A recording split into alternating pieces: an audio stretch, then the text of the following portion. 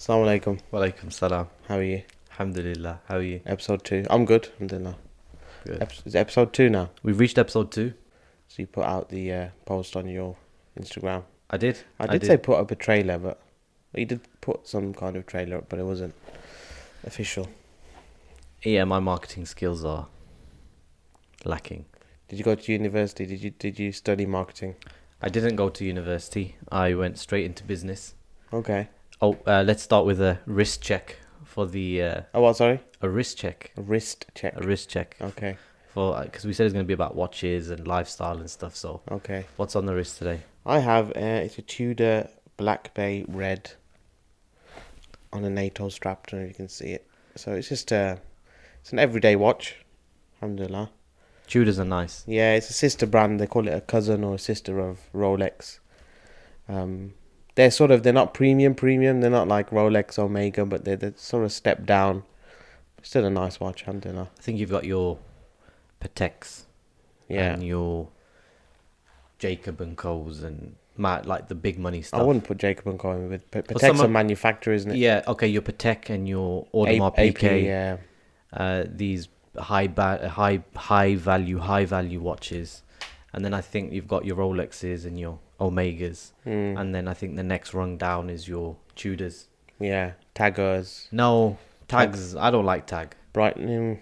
No, tags are not. They're okay. No. You know, growing up when I didn't know about watches, I thought tag was the one. I Yeah. thought when I grow up, I want a tag. You know, I used to see it in the window and it was like 3K, 4K, and you used to think. I'm not day. a fan of tag. I have a tag, but I'm not a fan of it. Really? Yeah. I have. It's Tudor. The build for like a similar value. The build quality on the Tudor and the way that it wears is 5 times better than a tag. Feels like a Rolex almost on the wrist. Yeah, absolutely. I used to have this on the metal strap, but then I put it on the NATO.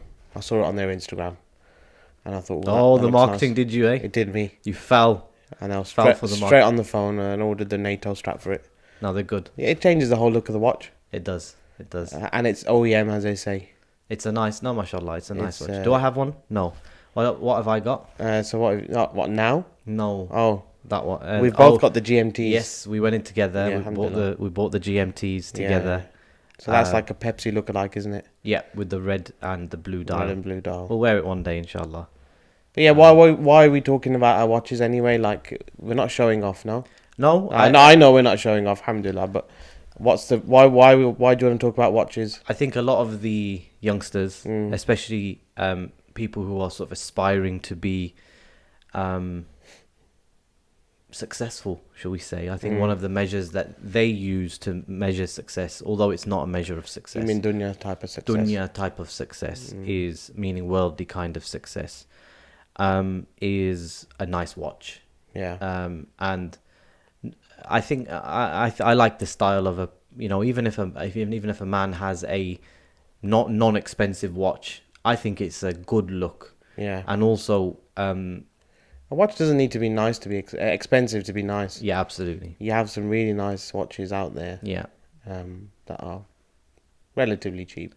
£100, £200, even £50, you can buy a good looking watch. Yeah. But with mechanical watches, one of the things that I learned is that they're not always accurate. So if you come back 3 days later or a week down the line, you're about 3 minutes out or 4 minutes out on the correct time. Yeah. Whereas when you start buying the more expensive watches, and they're sort of certified, chronometer kind of certified, master certified, then you can come back 2 months later and it's 10 seconds out or a minute out kind of thing. And that's when you really start appreciating the craftsmanship of a good watch. Yeah.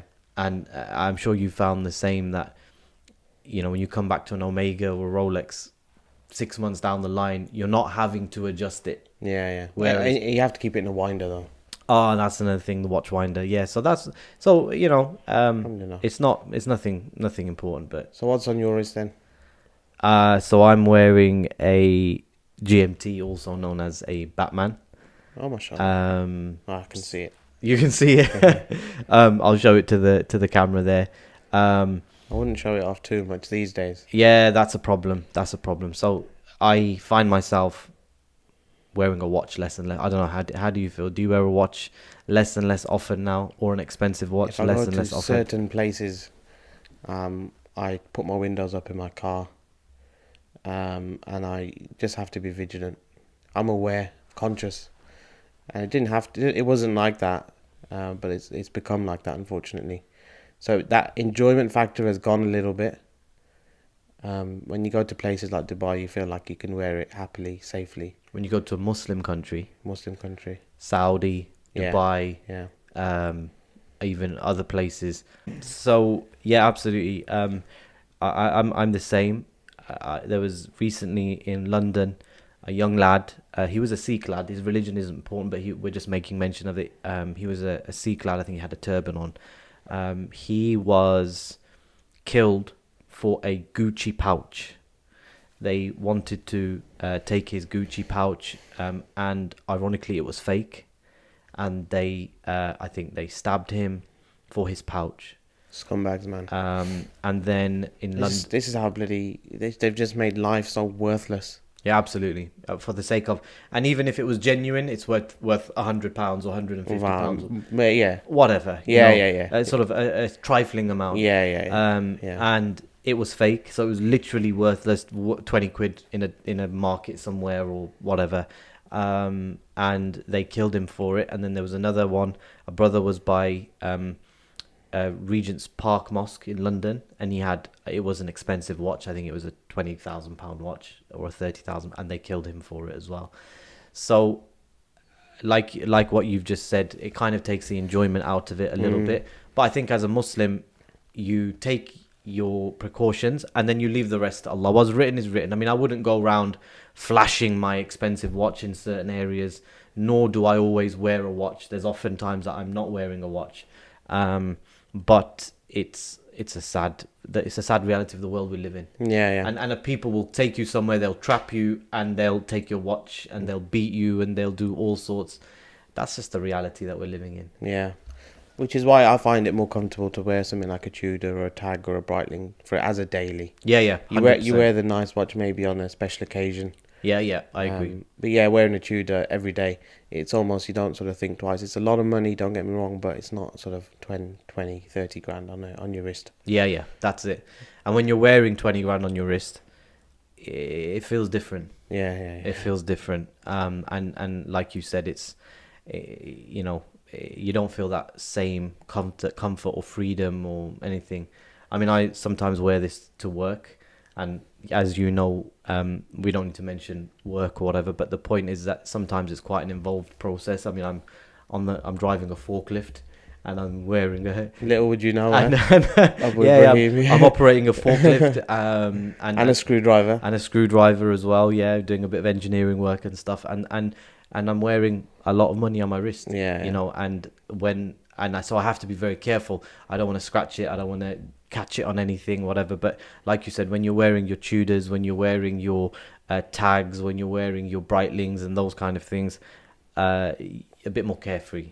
And we have to sort of say to a person, live within your means. Yeah. I think that's another important topic. I think that some of our younger brothers, especially, it's all about the brands. And they don't feel comfortable unless they've got Boss or Armani on their body, and they feel less of a person if they're wearing non-brand, if they're wearing non-brands. And I'm not ashamed to admit I wear non-brands too.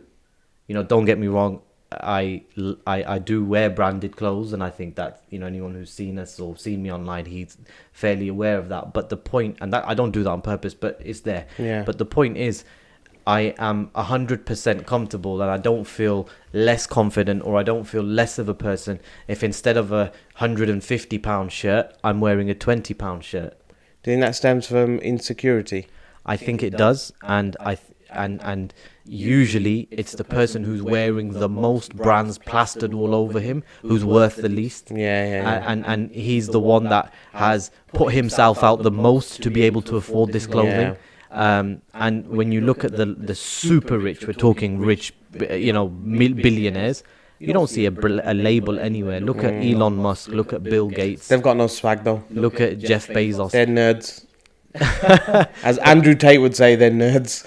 I agree. But if I had that level of money, I would have a few brands, but you don't need to shout about it. yeah, but then, for example, if you look at Hugo Boss, Yeah.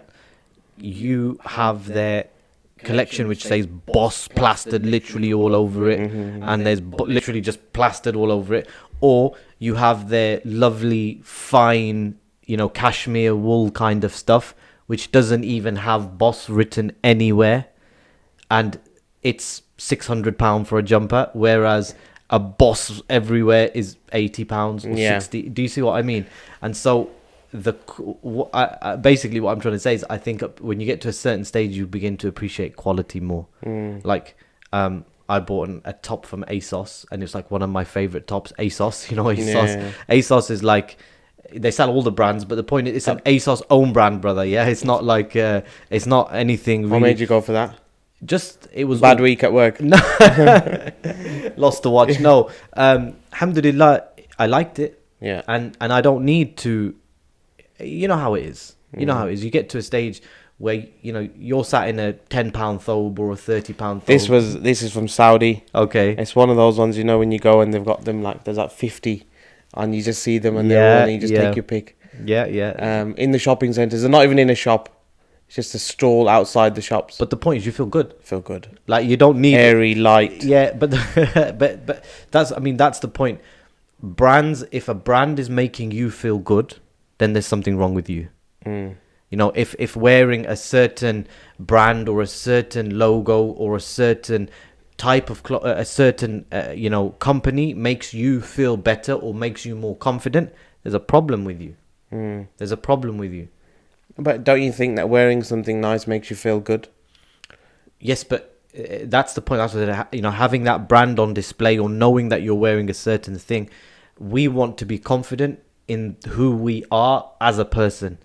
An item of clothing or a watch or something like that shouldn't make you more confident or make you feel better. And then you get to this stage where, well, then if a person's not wearing a brand, are we gonna start looking down on him? Yeah. I don't know what you think about that. No, it's true. I agree. To a certain extent, it's true. And would you say the same about cars? Yeah, I'd say the same about cars.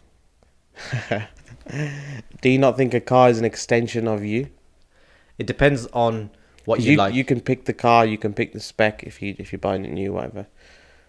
So, what does a shouty car say about someone? Yours is a shouty car, brother. What does it say about you? You tell me. Does yours whisper? Mine is not as loud as yours. No, yours is shouty, very shouty. Yours have just got OPF filters, that's why. No, but yours is shouty. Yeah. Yours is a show-off car, brother. Is it? Yeah, bright red. Dynamite red. Is that what it is? Sounds like red. Dynamite. Shame it doesn't go like dynamite, though. What do you mean? Yeah, we What? Hold on. We're talking about track day here. Okay. Yeah? Okay. So just to let everyone know. We're talking about Donington Racetrack. We've been on a few racetracks. Which is an ex-Formula 1 and it's a proper racetrack. It's a big track. It's a big racetrack. It's a big racetrack. And plenty of history.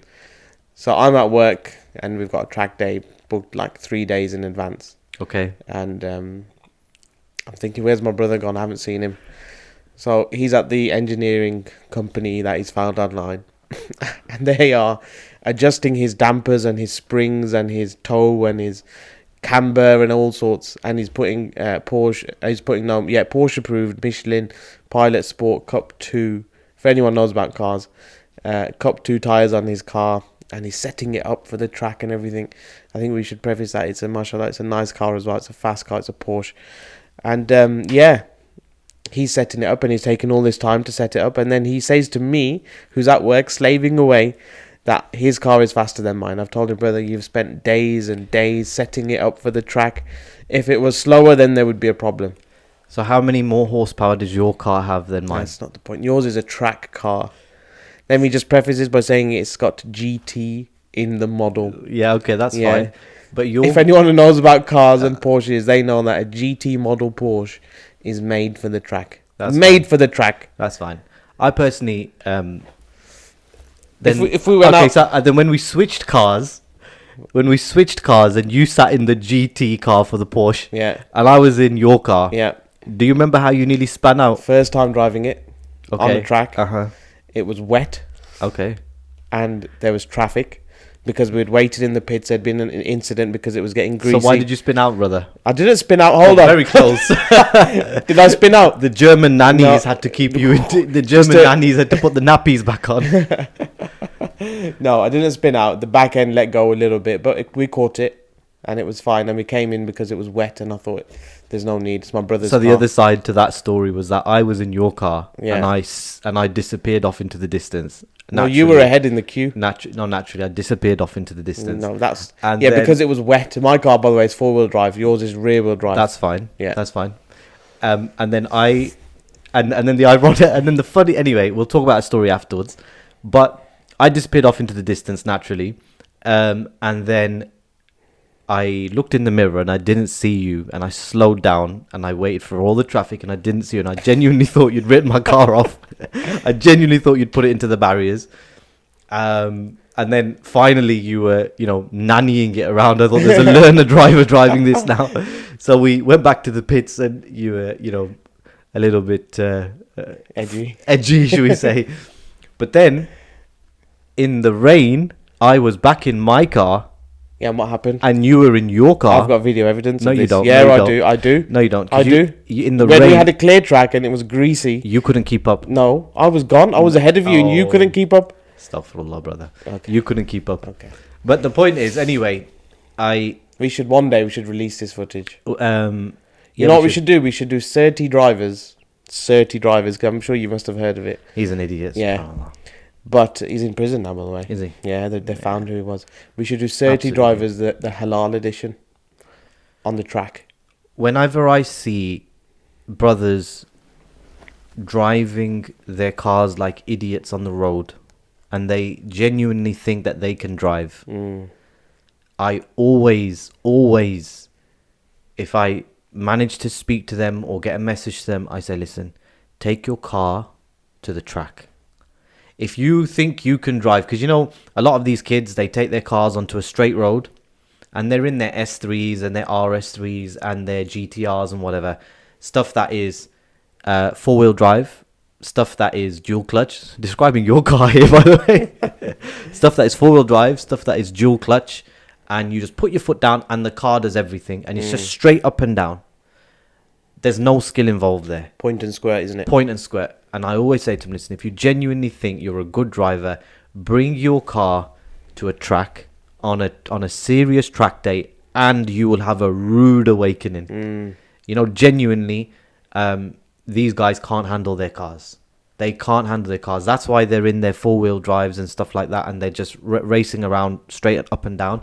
And you've seen it yourself. Do you remember the first time we went to a track day and we had an Abarth 595?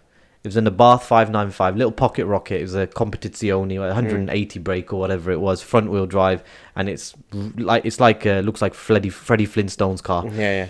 And I remember when we went and you were like, wow, this is serious. Yeah. Like even in the outlap, Yeah, we were yeah. doing an outlap and I was driving first, and we were like, and you were like, whoa. Yeah, this yeah. is Took quite me back- took intimidating, me and back, yeah. this is serious. People are not messing about here. Yeah. You're getting serious people with serious skills turning up and driving really very quickly, that's what our guys should do genuinely, and that's what I did. I think we should do it at some stage. Like you said, we should book a track day, give a couple of months notice, and say, guys, we're going to this track day on this day, this evening, and turn up. Yeah. And then we'll see who the real drivers are. Yeah. And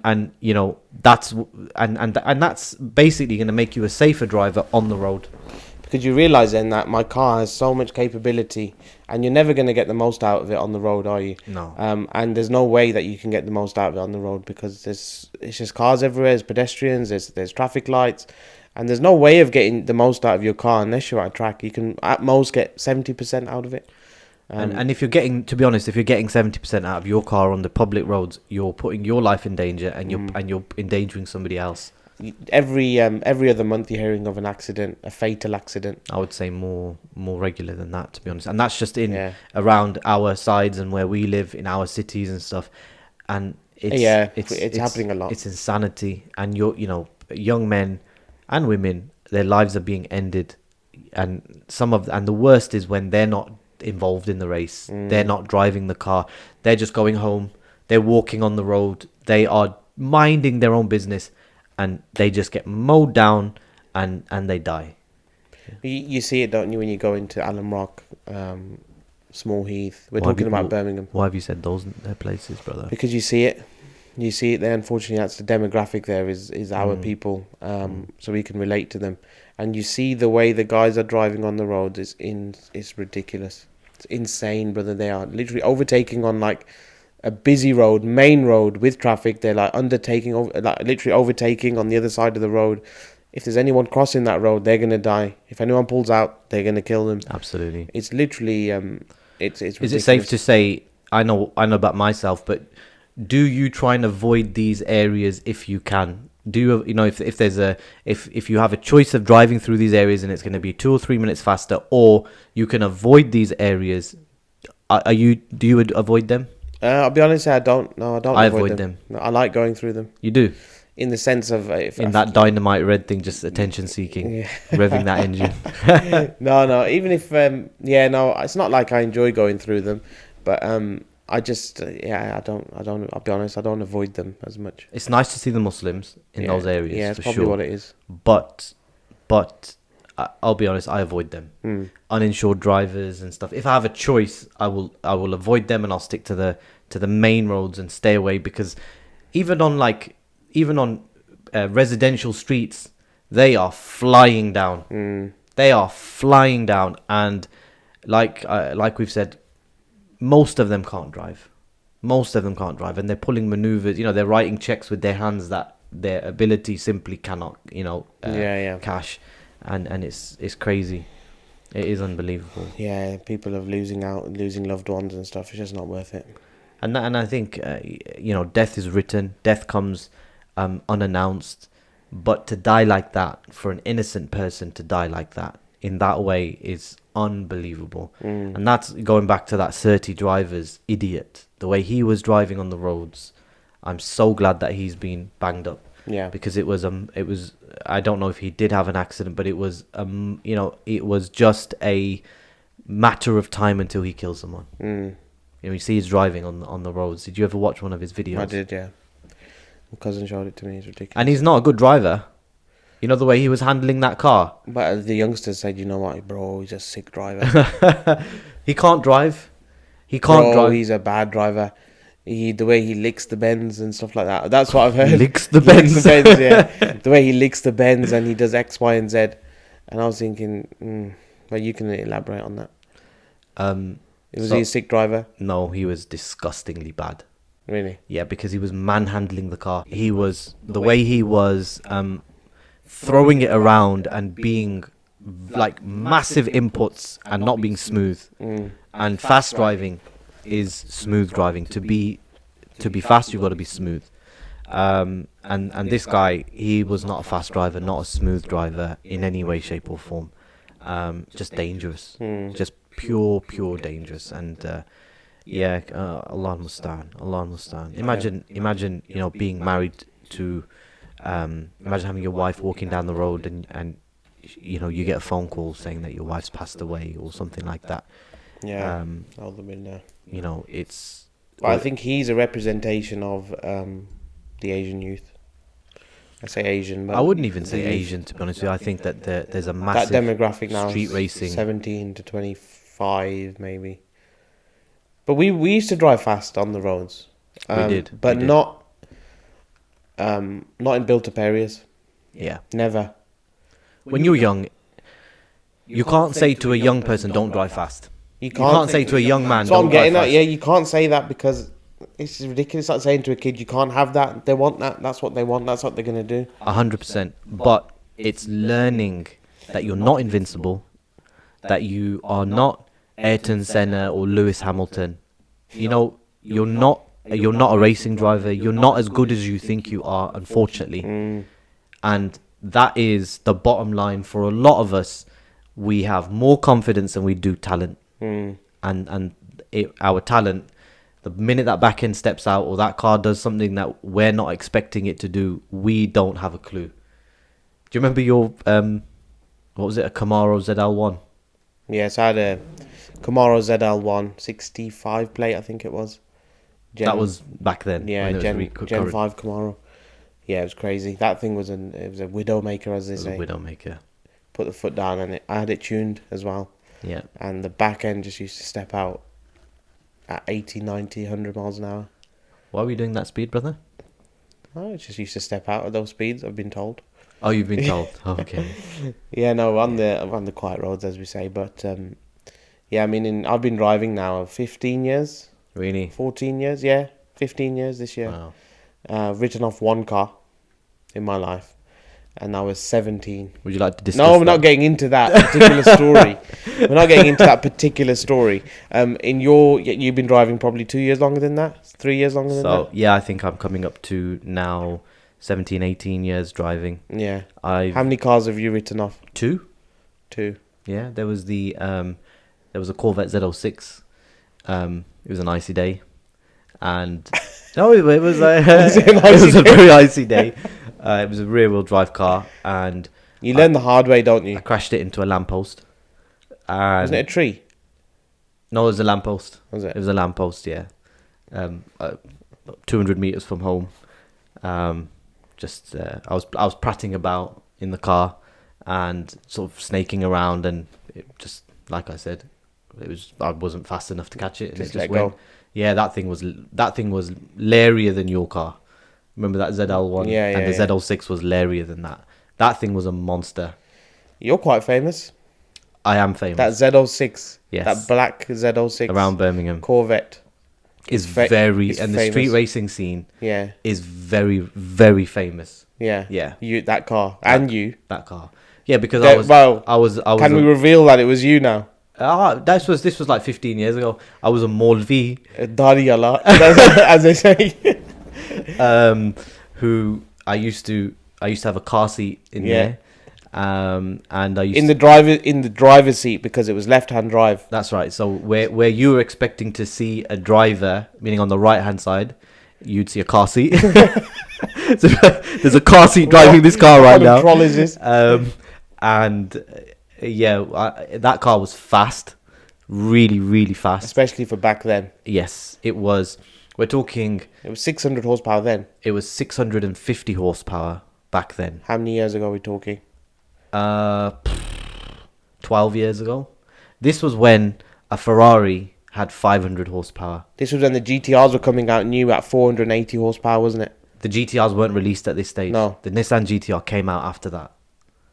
And And that had 480 horsepower. Yeah, at and that that was time. seen to be next that level. was like and the Porsche 997. 997 turbo, That's one I had, yeah. the one that you had, that was what, 500? 480, I think. 480. So Yeah. you can see it was a monster. In the equivalent of that now would probably be 900 horsepower, I would say. 900, yeah, but rear wheel drive, Rear-wheel drive. manual, Yeah. very basically no traction control. You know, it was an American thing, so very rudimentary, should we say? Larry. Yeah, crazy. It was the kind of car that if you drove it quickly, it was like it was trying to kill you, and when you got home, it was like, alhamdulillah, I'm home, and you got sweaty palms. But that's why I loved it. That's why I loved it. Kept you on your toes. Yeah, that's right. You know, and Why were you famous, though? I was famous because I could drive. MashaAllah. And people would say, "Well, this Molvi is crazy." Serious. Yeah, crazy. But you were young then. I was young. I remember one day I raced a motorbike, and it was a 600 or something, so I annihilated it. But then I came back to the spot about a couple of days later, and I said, "Where's this guy? I raced him," and he was dead. I said, you know, this guy, he was on this bike. Where's he gone? And he was pulling wheelies, and the guy could ride. And they said he's dead. I said, what happened? He said he was pulling a wheelie and he was racing somebody, but he was pulling a wheelie, and a car pulled out onto him, and he just smacked into the back of the car at whatever speed. You know, the car was doing, say, 40. He must have been doing 100, 110. that's a 70 mile an hour speed differential, smacked into the back of it, you're not surviving. Yeah. Um, You know what? Though we go through these phases, but the main thing is that if you come out the other side, you realise that how dangerous it was, and well, how the sad second one, and how stupid I the was. second car that I wrote off, I ended up on the service road of Birmingham Airport.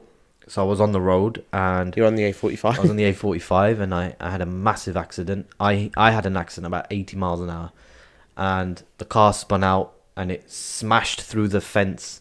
If you go down the A45 around Birmingham Airport, you'll see that there's a fence on the left and there's a little bit of discoloration. It's like discoloration in the I haven't fence. seen it recently. Maybe have they repaired I it? think it's just been weathered, like Yeah, all yeah. the fence. You know, it's been so many years, but there's a discoloration in the fence, and that's where my car smashed through the fence. So they replaced it, and I ended up on the service road of Birmingham Airport. Yeah. And I just remember the ambulance, and there was a 2x4 sort of fence post, which had smashed through the back of my car, and it had gone through the boot lid and into the passenger compartment.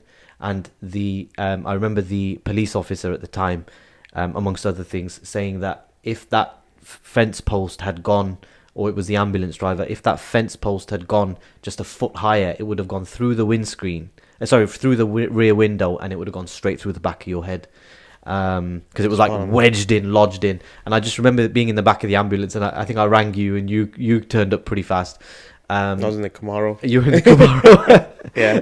And you turned up pretty fast, and I just remember the ambulance driver saying, and he must have been a Christian or an atheist. He said, "There's someone up there who's looking after you."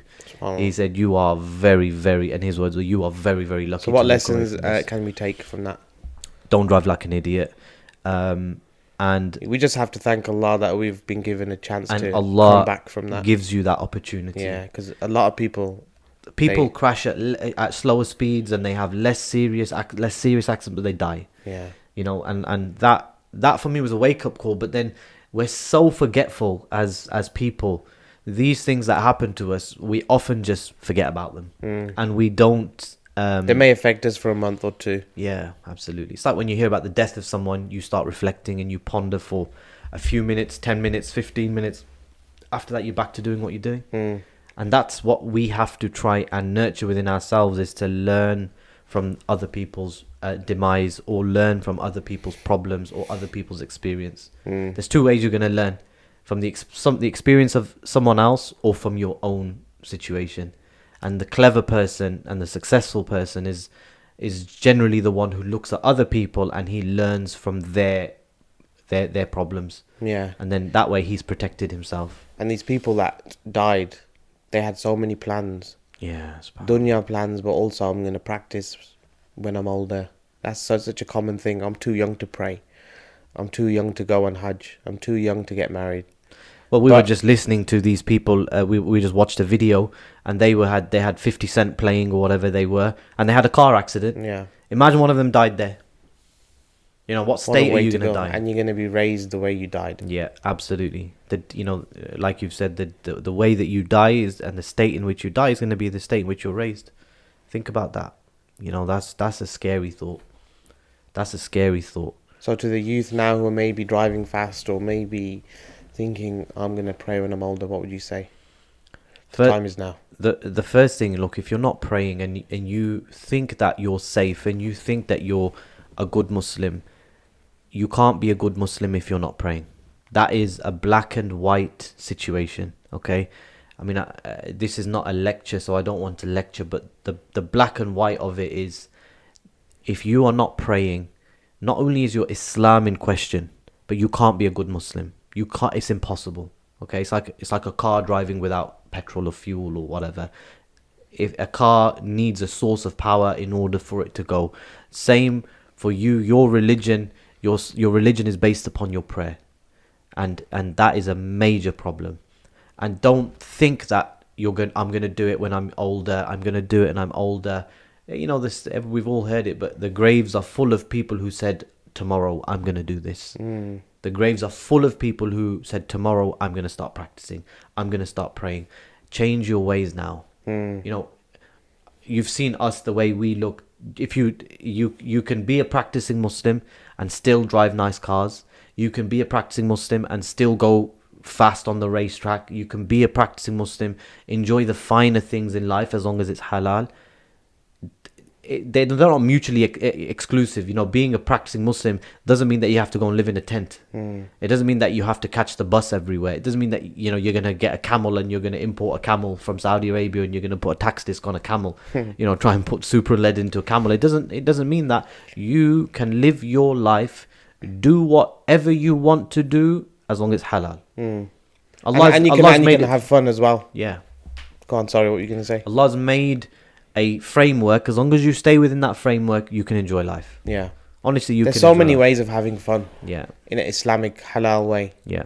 There are. And there's quite a few people that are online that are doing it, and you can go on their travel blogs and stuff like that. You go to Dubai and you can go sand buggying, dune buggying, you can go water skiing, jet skiing, and there's so much you could do. You know, now especially with the Muslim world having opened up, they cater even for Muslim women. But look, as a Muslim, you have to accept there's certain things that you can't do. There are certain places that you can't go as a Muslim. Las Vegas. I can't go to a beach. I can't go to a public... As a Muslim man I'm talking about, I can't go to a public beach. It's not the right place for me. I don't go to beaches. You know, even if I'm fully covered and my wife is fully covered, whatever, the other people are not going to be. Now, I can sit here and cry my eyes out and be a little Nancy and say, oh, I want to go to the beach. Or I can accept it and say, I'm not going to go to the beach. I can't go to a public swimming pool. Do you see what I mean? I can't. There's certain things as a Muslim that you can't do. You just need to accept it and move on. Yeah.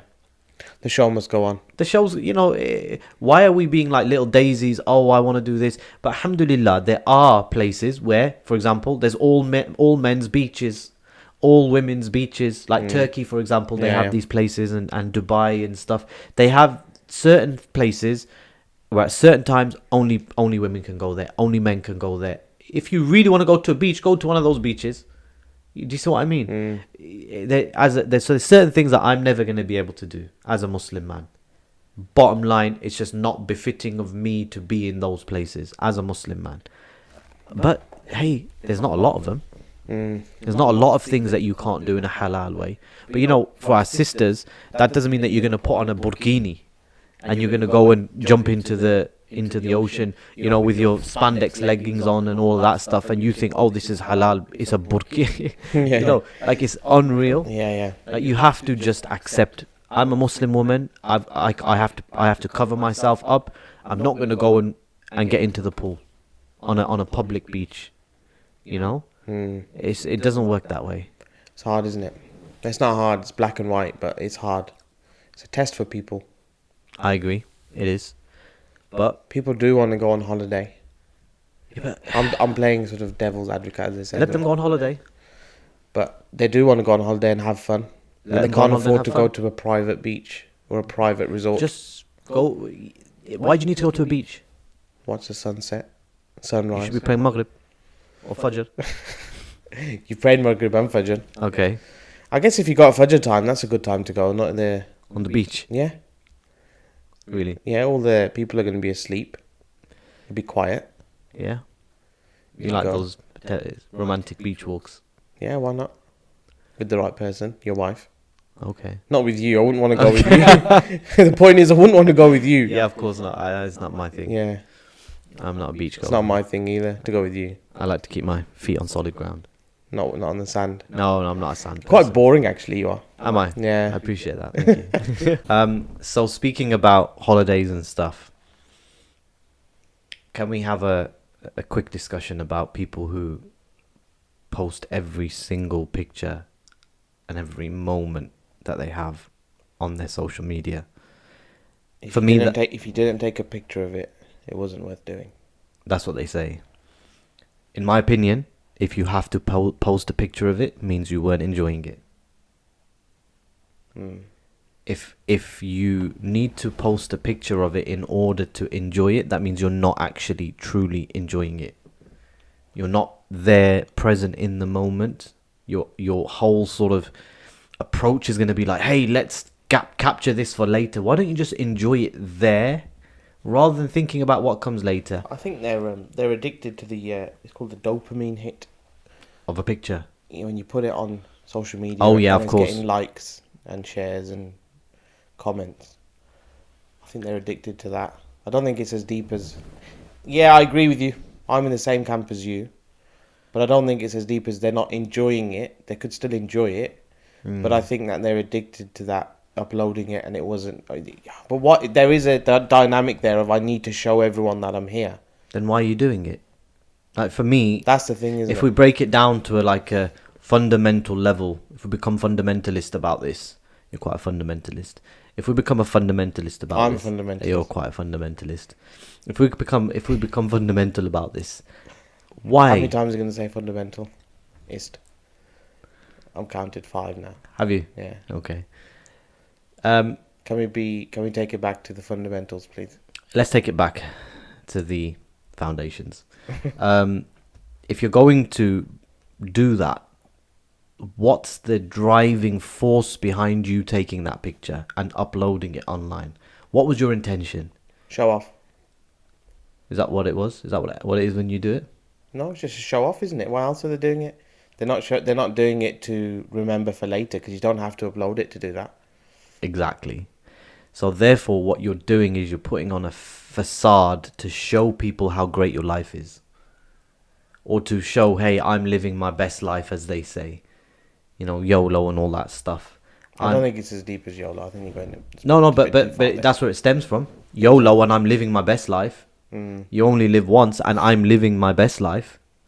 It's they're intrinsically linked. So the thing is, they're basically just showing off that, hey, look how good my life is. And if you need that recognition from other people that your life is so great, then unfortunately your life is not as great as you are being told it is. That's the bottom line. Like when I go on holiday away with my kids or with yourself or parents or whatever, I'm trying to enjoy the moment and get away from social media. Why do I need to post online? Why do I need to put up a facade? And that for me is the way that you should live your life. Let your actions speak louder than anything else. If you are doing you and you're enjoying your life and you are successful at what you do, that speaks volumes. You don't need to post it. You don't need to show people it. You don't need to flaunt it in people's faces. You just enjoy what you have, and that will come through. And if you take it back to pictures and videos and whatnot, if you are genuinely happy with where you are at that time and you want to share it, if you want to share it with the ones who actually care. Absolutely. And are not jealous. Absolutely. And are not going to give you envy or just any negative feelings. So your loved ones, send it on your family group or your husband or your wife if you're not with them. Posting it online, I think, is the issue. Is a big issue. I'm with you. I don't have a problem with people taking pictures per se to preserve, hey, oh, do you remember that, whatever, and keeping it private. But it's when they start going out onto social media feeds and all of that stuff, then for me, there's an issue there. There's an issue there. You start making TikTok reels and Instagram reels and stuff. And it's this influencer influence. I went to... We can get into influencers another time. That's a whole nother debate. We'll be here all night. But I went to Morocco a few weeks ago, and I was staying in this house, which I was thinking this is the picture perfect house for one of these really shallow influencers, because what they do, they'll literally take a corner or take a plant pot or a vase, and they'll like make it look amazing, and they'll take it from different angles and swivel the camera. Like what we've done here. Not quite. No, this is this is a farm. We're just farmers actually in reality. I mean, yeah. Anyway, it's a joke. So, but the point is that there was I don't know if you've come across these videos, but they have Instagram versus reality. So they'll have this place in Instagram in Turkey or whatever, and there's all these amazing white buildings, and you're looking out over the sea, and these Instagrammers make it look amazing. And then somebody who's honest and genuine will put up another video and go, well, this is actually the reality. And it's just this dingy little place. There's rubbish everywhere. And I've seen it done with the Eiffel Tower as well, where they've like gone, this is what it's like on Instagram, and it's lit up and it's amazing. And then they go to the reality and there's like 2 tons of rubbish on every street corner, and it's just disgusting and it's dingy, and you think, wow, these people are being sold, or they're selling a lie, and they're doing it knowingly because they're there and they see the reality, but then they're posting something totally different online. You guys are frauds. You guys are frauds, and you're bankrupt. I think it's bad. So taking it back to the people going on holidays and having to post it online, why they're doing that? Have we already spoken about They have a psychological illness. You think they're ill? I think they have a psychological illness. Genuinely, they're ill? Genuinely, they're ill. So 97% of the kids or the youngsters are ill? They're ill. Forget the youngsters, elders are doing it They're as well. ill. 30 plus. Brothers. 40 Brother, plus. they're ill. Their hearts are ill. They're not ill. No, they are ill. No. They need a doctor. They need a Their doctor. hearts are ill. They need to see somebody, and they need to say, my life is really bad. How think can it's I that be deep, brother. content? They are ill, brother. I don't think They are deep. ill. Are you finished? You're finished? You're finished. No, they're ill. I don't think they are. They are ill. Are they finished, yeah? I mean, they're ill, yeah? They're ill. I don't think they are. They need treatment. Nah, I don't think they do. They need a doctor. I think that they just want Urgently. to share it with their friends. No, they're ill. And they just want to be happy and give off a sense of happiness. It may be a fake sense of happiness, but they just want to give it off. They have a massive, immeasurable void in their lives, and they feel so unfulfilled in their present reality that they need to post these pictures online and get the recognition from people so that they can have a sense of fulfillment and a sense of being and a sense of achievement in their life. And they're Are ill. we looking at it through a lens of being old now?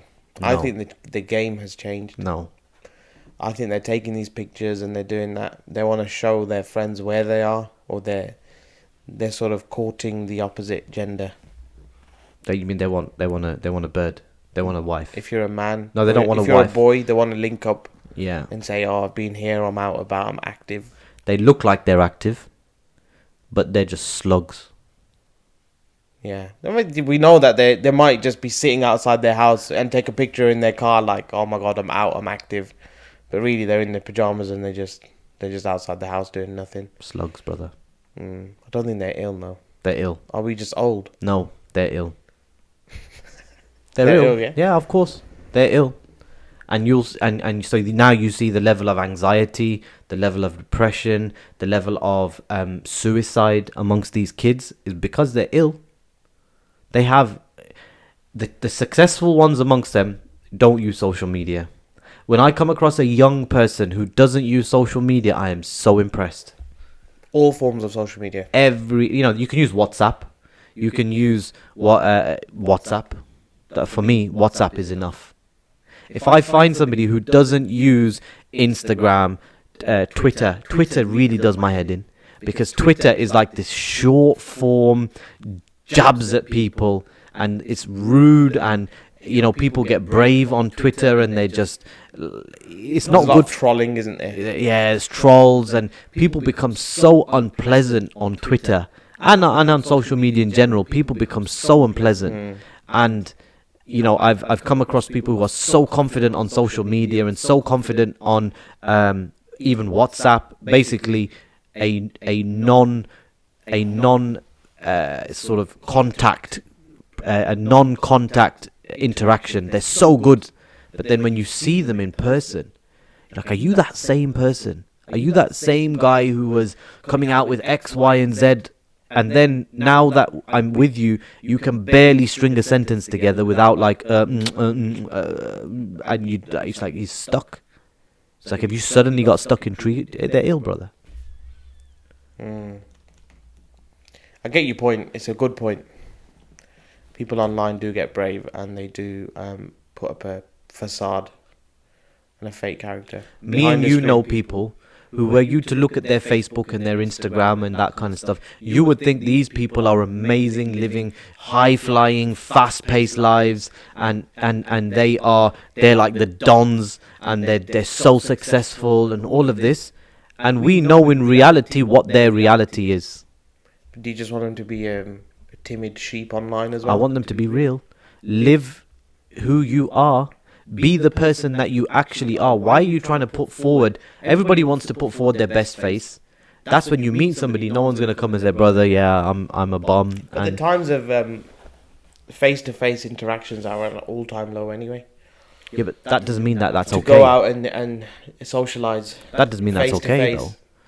though. Since Adam to where we are a social creation. Yeah. Since Prophet Adam alayhi salatu wasalam, we are a social creation. Allah created for Adam his wife Hawa. We are since the dawn of mankind, we are a social creature. And now we have social media and we've become unsociable. Antisocial. Or unsociable, yeah. It's true though. Yeah. And smartphones are making us dumb.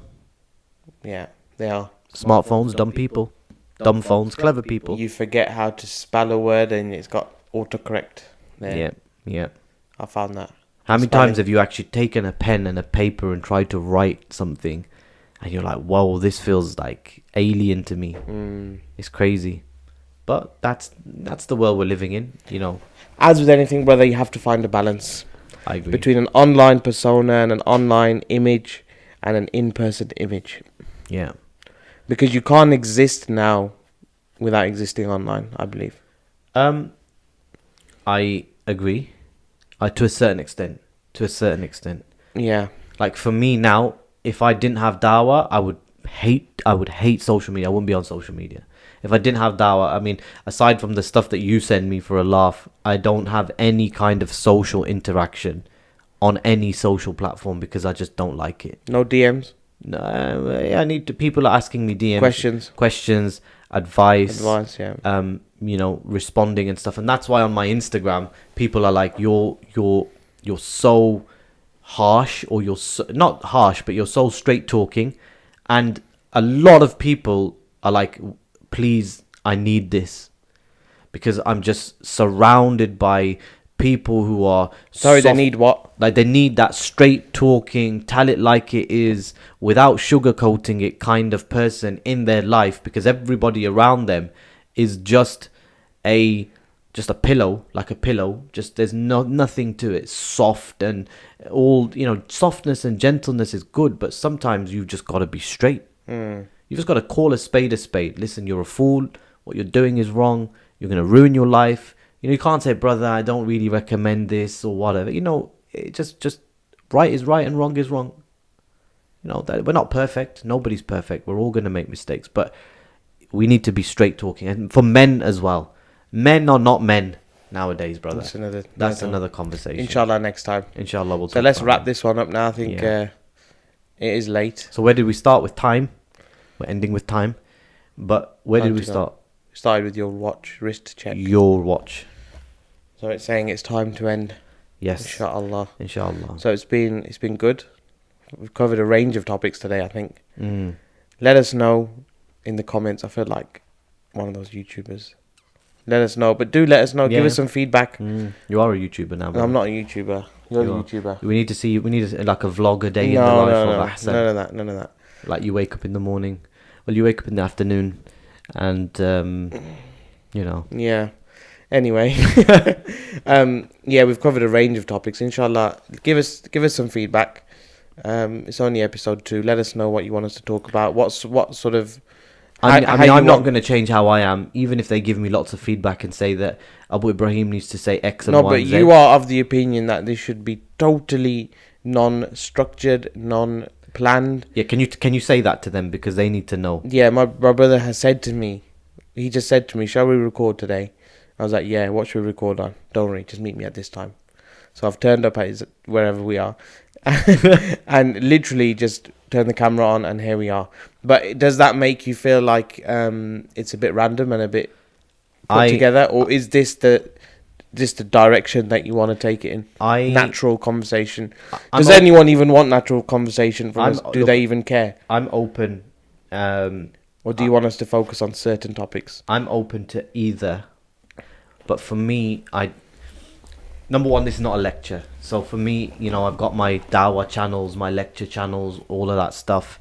I've got my Facebook and my Instagram. So the more serious stuff with with the verses of the Quran, with ahadith of the Prophet ﷺ, all of that stuff I'm already doing.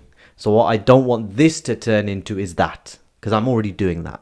So for me, I just want a conversation with you. I don't think I've spoken to you this much in my entire life, actually. Oh man, it's dragging It's on now. dreadful. But the point is that, a normal conversation. But like you said, we're trying to build within that conversation Islam, Yeah. and looking at it from a Muslim's perspective.